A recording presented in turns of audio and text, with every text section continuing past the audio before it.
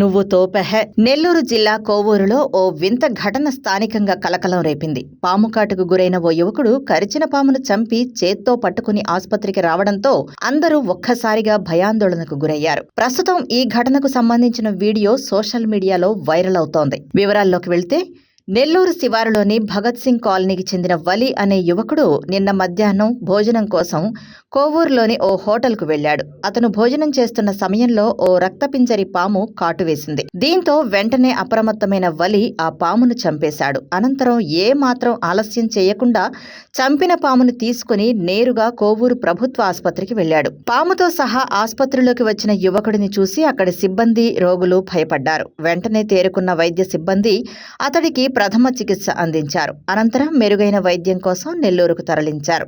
తనను ఏ పాము కరిచిందో వైద్యులకు స్పష్టంగా చూపిస్తే సరైన చికిత్స అందిస్తారనే ఉద్దేశంతోనే ఆ పామును వెంట తెచ్చినట్లు వలి ఆసుపత్రి సిబ్బందికి తెలిపాడు.